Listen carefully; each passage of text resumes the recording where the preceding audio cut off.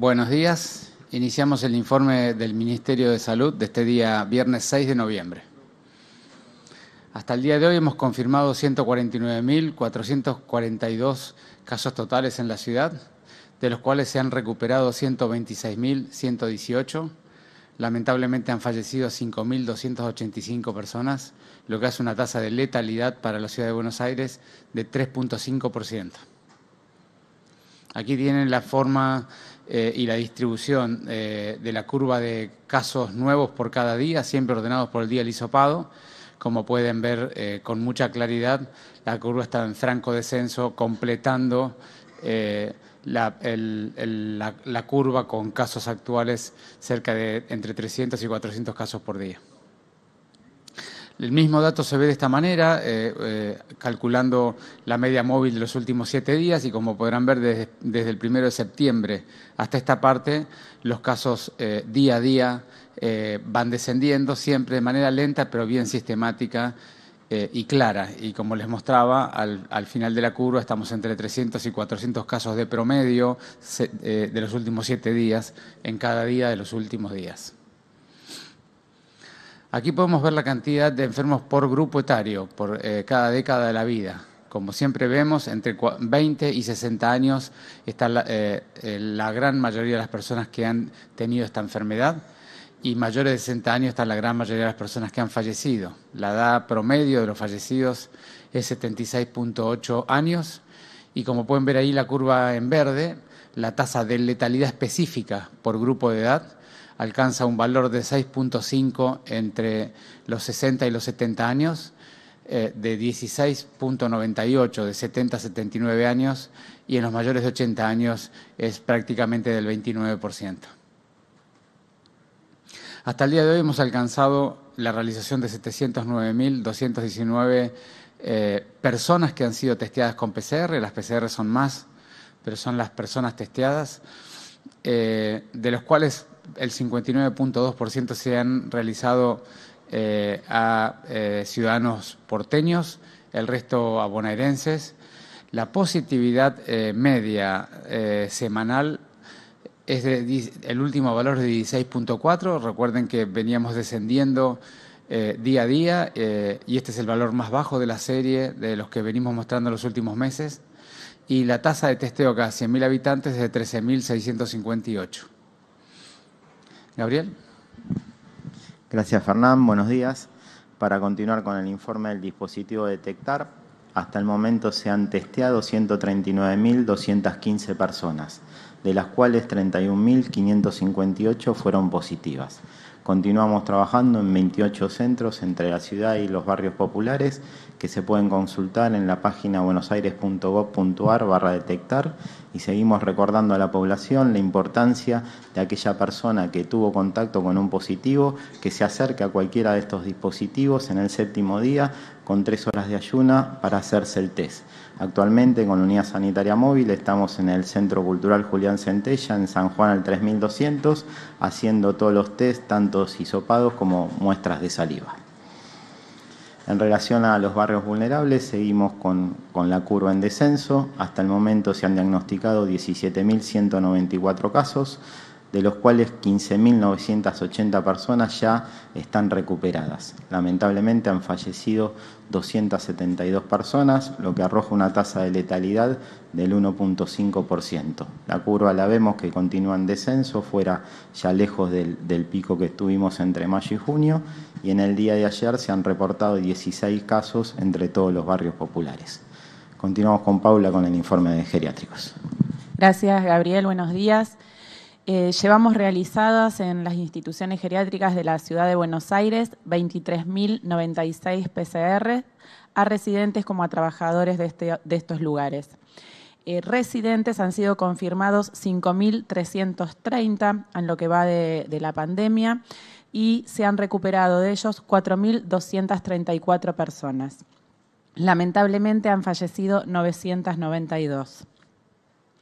Y en relación a la estrategia de test serológico de búsqueda activa, llevamos realizados 716.414 test, de los cuales han mostrado positividad 26.166.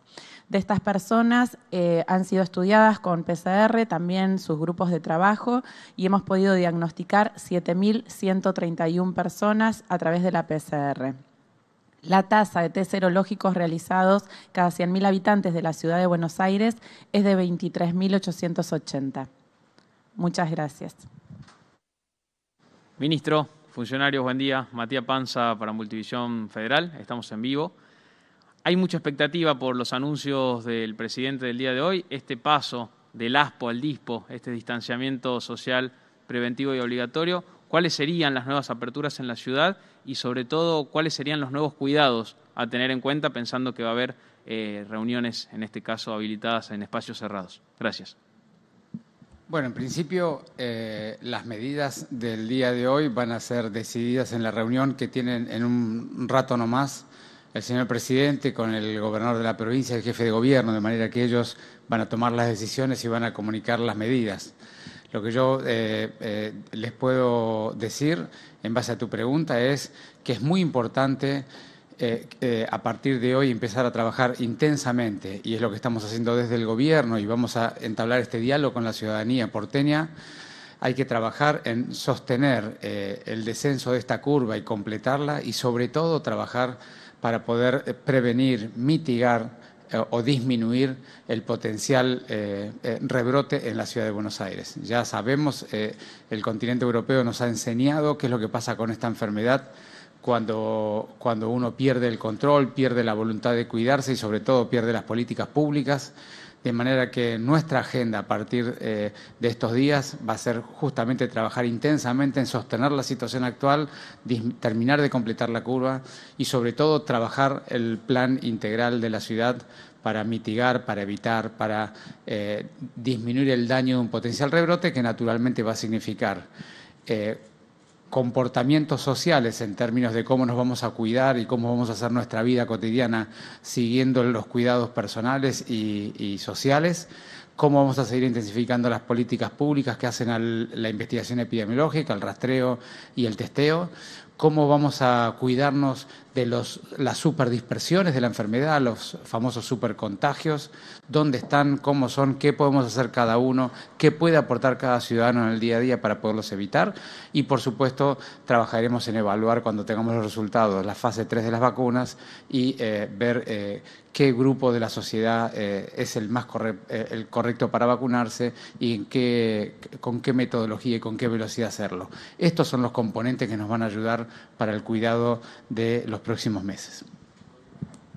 Buen día, ministro, funcionarios. Hernán Mundo, de Radio Nacional. Preguntarle, usted hablaba de que esperamos obviamente la definición del presidente, luego la palabra del jefe de gobierno por la tarde, pero técnicamente para explicarle a la gente cuál es la diferencia en lo normativo entre ASPO y DISPO, qué es el DISPO y eventualmente qué supondría.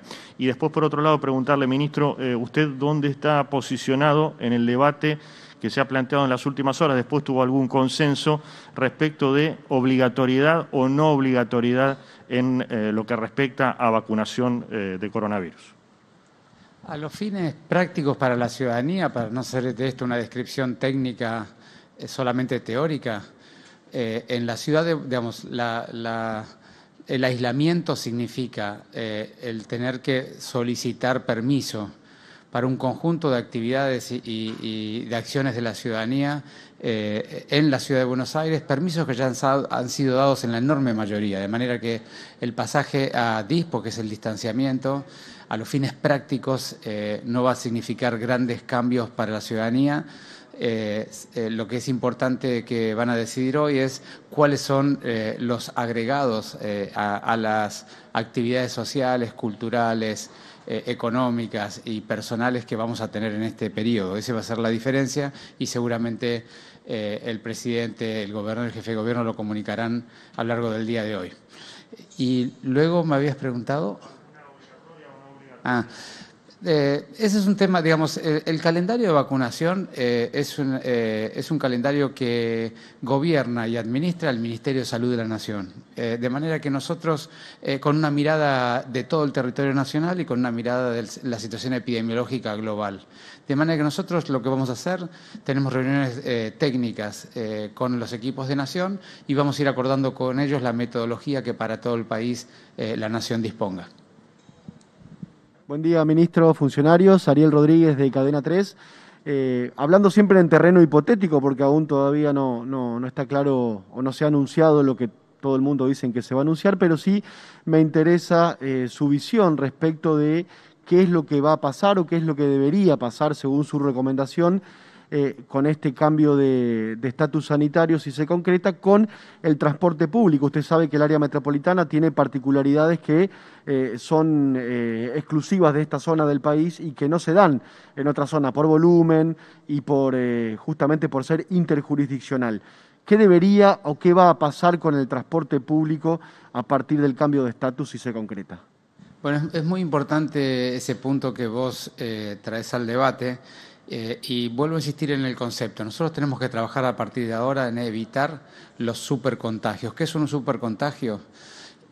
A diferencia del contagio habitual, que suele ocurrir que uno con algún conviviente o con una persona muy vinculada, por estar mucho tiempo cerca de él, lo termina contagiando y uno contagia a una persona. Los supercontagios son aquellas situaciones donde, dado que el lugar es relativamente cerrado, de poco volumen de aire, mal ventilado, hay mucha gente y se está bastante tiempo dentro de él, en esos lugares, si hubiera algún enfermo, potencialmente podría generar una nube de aire que contenga el virus y por lo tanto se mueva mucho más allá del 1,5 metros que siempre hablamos. Y entonces toda persona que respire ese aire que está contaminado con el virus potencialmente se puede enfermar y en consecuencia una persona enferma dentro de un lugar muy cerrado donde están mucho tiempo podría contagiar con potencialidad 10, 20, 30, 50 o 70 personas al mismo tiempo. A eso se llama supercontagio. Son los lugares cerrados, mal ventilados, donde hay muchos, algunos de ellos potencialmente enfermos, y están mucho tiempo de manera que se contamina el aire que todos respiran. El transporte público a veces tiene esta condición, a veces no. Es muy variable según hablemos de colectivos, tren y subte, de la antigüedad del equipamiento, del nivel de ventilación externa que tenga. De manera que la Secretaría de Transporte de la ciudad, con Nación y con provincia, están trabajando en todos los protocolos de cómo poder ir ampliando lenta y paulatinamente, con mucha prudencia y dependiendo de los tipos de equipamientos que tienen para el transporte, cómo pueden ir ampliando la posibilidad de transportar gente, siempre por arriba de la tierra, es decir, fuera del subte es más seguro que en el subterráneo, así que se va a trabajar primero en esas modalidades y se irá ampliando lentamente para ir dando un mejor servicio a la gente, pero decididamente ese es un lugar que tenemos que tener mucho cuidado. Buen día, ministro. Mercedes Ninzi, de Radio Mitre. Quisiera saber cuál es la propuesta que le va a llevar hoy el jefe de gobierno Rodríguez Larreta al presidente Alberto Fernández. Entre una de las cosas que se decía es que se podría llegar a autorizar las reuniones sociales en lugares cerrados. Quisiera saber cuál sería el cupo de personas, tanto en una casa de familia o no sé si en un salón de fiestas o en donde sea. Eso por un lado. Y por otro lado quería saber qué va a pasar con los cines y los teatros. Gracias, Mercedes. Bueno, lo primero de todo es, nosotros seguimos insistiendo que tenemos que ir habituándonos, sobre todo en esta época del año donde el clima nos acompaña tanto, tenemos que seguir insistiendo en hacer la mayoría de los encuentros sociales que no sean con los propios convivientes, obviamente. La mayoría de los encuentros sociales en el espacio abierto. Entonces, lo que nosotros vamos a insistir especialmente en este periodo es en liberar los espacios privados, pero abiertos, que pudiera haber encuentros familiares y sociales, que de hecho hay gente hoy que ya no lo puede dejar de hacer y lo está realizando, invitarlos a hacerlos en el espacio público, como lo venimos invitando hace mucho tiempo, invitando a hacerlo en los bares, en los lugares, el espacio abierto para que puedan estar lo más posible allí, y si necesitan hacerlo en los domicilios, aquellos que tengan lugares abiertos, como puede ser un balcón, un patio, un lugar común en el edificio, pero siempre insistiendo en que lo hagan preferentemente así todo sea el lugar privado, que es lo que Mercedes pregunta, pero que lo hagan en lugares abiertos. Y si por algún motivo alguien tiene que hacerlo en un lugar cerrado porque no tiene otra alternativa, porque no tiene lugar abierto, le pedimos encarecidamente que abra de par en par todas las ventanas del lugar y si potencialmente, y es suficientemente seguro, abra también la puerta para que corra el aire. Es muy importante el recambio externo de aire en lugares donde hay personas que no conviven, por esta cuestión que yo les hablaba de la toxicidad o la contaminación del aire. En el mismo sentido estamos trabajando con los teatros. Hemos estado hace 2 semanas trabajando con ellos, evaluando teatro por teatro las condiciones de lo que yo acabo de decir, el volumen de aire que tiene cada teatro, la cantidad de renovación de aire que pueden hacer en una hora. Les pedimos que hagan al menos 10 veces la renovación completa del aire en el interior, y en base al volumen de aire y la renovación que pueden hacer, cuántas personas pueden entrar allí, cuál es el aforo, cuántas personas teatro por teatro pueden hacer, no solo por la distancia de 1,5 metros, sino por la cantidad de aire, garantizar esos 40 metros cúbicos por persona en cada lugar donde vayamos liberando. Así que vamos a avanzar con los teatros uno por uno, con certificados de termomecánica y técnicos correspondientes que garanticen los niveles de renovación para que la gente que se siente en un teatro esté tranquila que allí está tan segura como en cualquier otro lugar. En cuanto a las reuniones sociales adentro de las casas, ¿cuál sería el grupo de personas? No, nosotros, eso lo van a decidir las autoridades. Nosotros seguimos estimulando que en el espacio privado se haga en el lugar abierto. No estamos estimulando cupo de personas en los lugares cerrados. ¿Sí?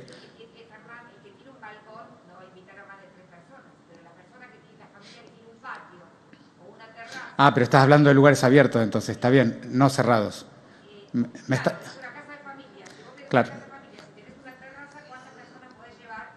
Si tenés un balcón, ¿cuántas personas Ya te entendí. podés llevar? Y si no tenés balcón ni terraza, porque el 85% de la población vive en departamentos muy chiquitos, ¿cuánta gente puede llevar? Por eso, las personas que no tienen un lugar abierto, los invitamos a que lo hagan en el espacio público, de cualquier manera, de todas las maneras que ofrecemos.